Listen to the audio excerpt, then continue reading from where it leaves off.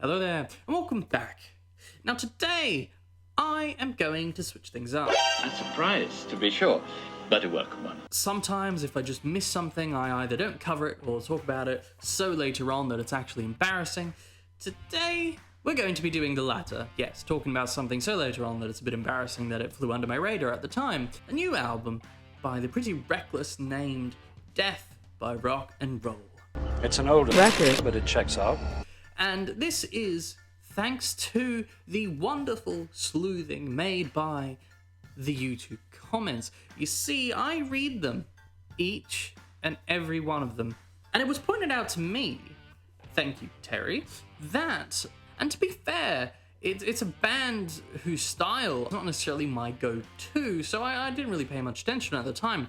Then I looked through the track list and noticed the cameo of such musicians as Tom fucking Morello. So that immediately captured my attention. So first things first, my experience with this band, my first listen through, I was hearing a lot of influences. I was hearing a style in the vein of an Alice in Chains, a Soundgarden, to some extent that late 90s grunge where they just said fuck it and cranked up the gain, but even some more delicate influences coming from bands like the Guns N' Roses as well in terms of composition. So there was a lot to offer here. There was a lot of interesting things I could pick out.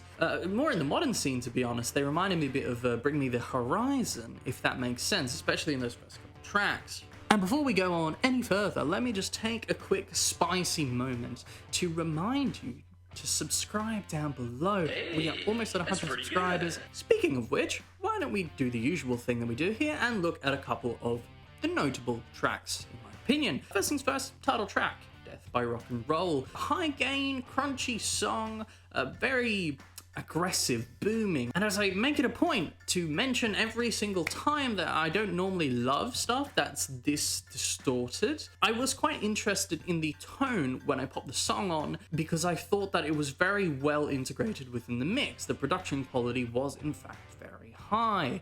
So that's a massive point in their favor. And obviously, once I was interested, the vocals came in, and frankly, that's what I believe to be the carrying elements of the album, but more on that specifically in a little bit later. Moving on, we have two little tracks which have cameos of some of my favorite musicians from my favorite bands. These being Tom Morello, who is maybe my favorite musician, both inside and outside of the music industry. I just love the fucking dude. Like, he's a good dude. But they weren't just him. Matt Cameron from Pearl Jam and Kim Thayne from Soundgarden as well made an appearance on the track just before. And this all, to be honest, was quite interesting. It is, after all, what caught my eye. And I'm of the opinion, obviously, that a lot of the taste and a lot of the musical choices that went into the songs they appeared on were motivated and inspired by the musicians who appeared on them. For example, in Only Love Can Save Me Now, the intro bit is really dominated by a powerful drum performance by Matt Cameron, so you can definitely sense that he's involved there. Then there's a little guitar solo towards the end. You can hear that sort of Soundgarden tone. You can definitely hear that it's the same dude playing guitar on both projects. And in a little appearance on And So It Went, there's a sick guitar solo played by Tom Morello, obviously. You can definitely hear some tonal and creative methods of getting some wailing and cool sounds out of the guitar in the lead section. But the thing that I liked was the bridge, oddly enough. The song was really heavy and it was very gainy, very powerful, but there was the middle section, the bridge, that was a bit more delicate. There's a really elegant little movement which reminds me a bit of Bach's Bourrée in E minor, where there's that stable bass line moving down the scale with some arpeggiation and exploration of the higher register to kind of accompany it and offset it, which, to be fair, we all know is quite cool because it allegedly inspired Blackbird by the Beatles and Stairway to Heaven by Led Zeppelin. So good shit there. Now, the one thing I will note about the guest appearance of these musicians is that it does set a precedent with regards to instrumentation, which, again, we'll get on more in depth in a moment. But from here on, with a song like Turning Gold and Witches Burn, we have a bit of a turning point tonally in the album, and you can definitely hear some more classic rock influences in the style of the music. Turning Gold in a way reminded me a bit of Guns N' Roses with regards to the vibe whenever they did acoustic work, but obviously without Slash's virtuosity, because Slash is fucking Slash, you know, like, what are you gonna do? But to be fair, although I appreciated the effort and I appreciate the variety of switching things up, and I recognize the merit of this specific song, again, I have a really weird relationship with Guns N' Roses where I like Slash, but I don't like the band. So I know for a lot of people that's going to be a really good selling point, but it just doesn't work for me as much as it should? Question mark? And yes, I do realize that my statements here today may be a bit controversial, but unfortunately, that's just how it be. Moving on. For any weebs out there, 25 was a little song that reminds me of Sasuke's theme from Naruto. And, you know, if any of you out there are wasting 15 years of your life running after someone who basically wants to kill you, this is the song for you. But yeah, going on from there, there's not much else I want to say with regards to standout songs. Each and every song in this album specifically has its own points of merit, and they're all very fun, they're all interesting, and they all have different things to offer, which I think is a massive point in favor of the album as a whole. Now to my wider concerns, which I've kind of sprinkled in the video up to this point.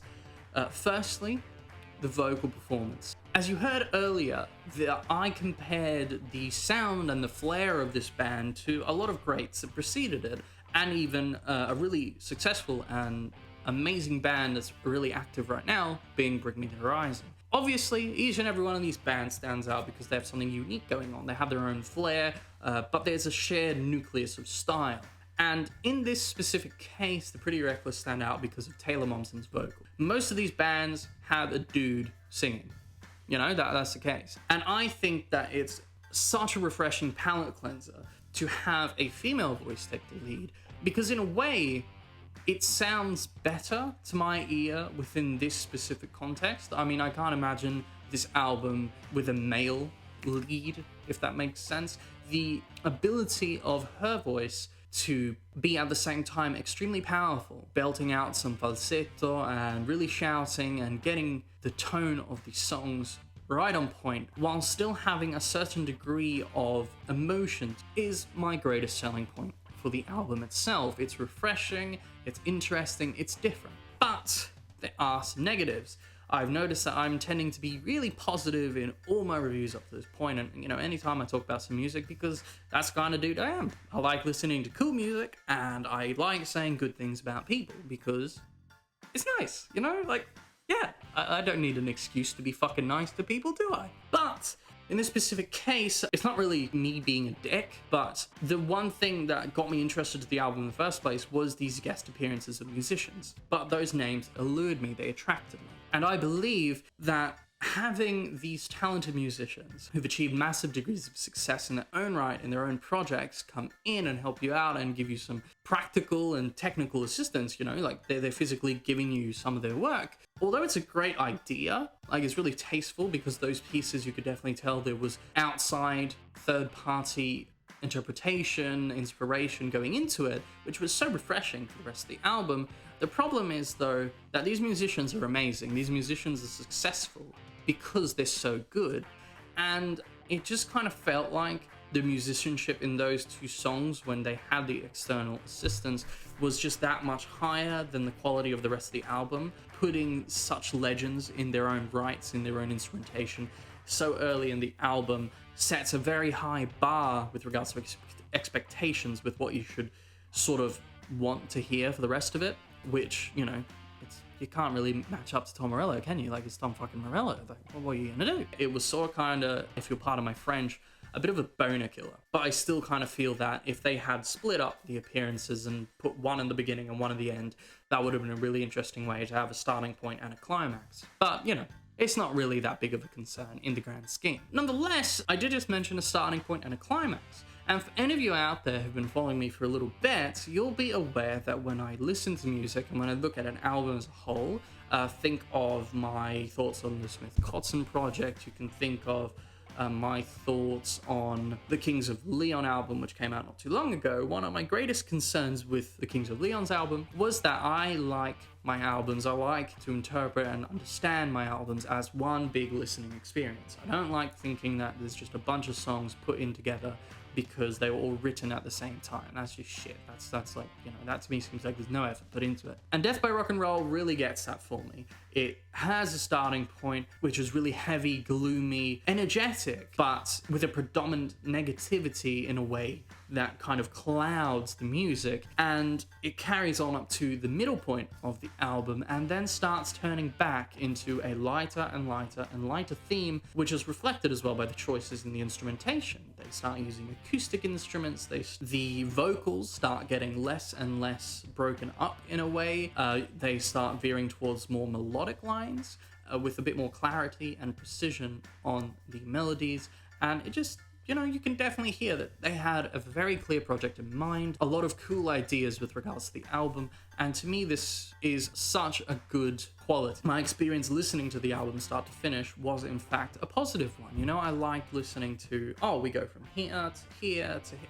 It was good. But let's not kid ourselves. This transition, this creative choice obviously has some negatives as well. If you're not like me and you don't enjoy variety in music and you're just a bit of a stan of the genre, nothing wrong with that, but you just like the genre and you wanted to hear that, obviously that may not be what you get. And although I see it as a very minute and very small group of people who may feel this way, you know, let's acknowledge them. But from my standpoint, the variety, the shift really signifies adaptability, high levels of musicianship, and just people who had fun with their project. So that for me is a good thing, but I can see how it couldn't be.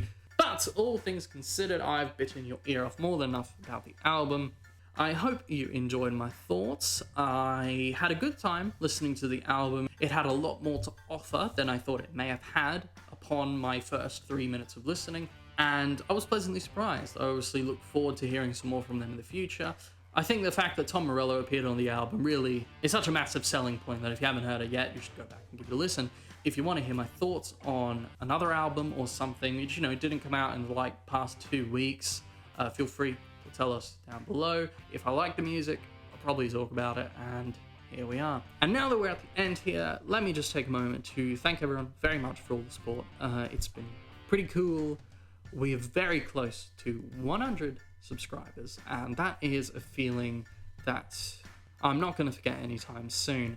It feels very rewarding to kind of get to what in my mind is a new landmark, which, as weird as it sounds, I never thought would happen.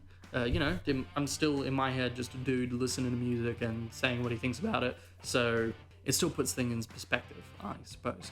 But yeah, that's it. If you enjoyed, feel free to subscribe down below. Get us to the 100 mark. That would be epic. And that's me. Thank you very much for tuning in. And do remember, stay classy, my internet people.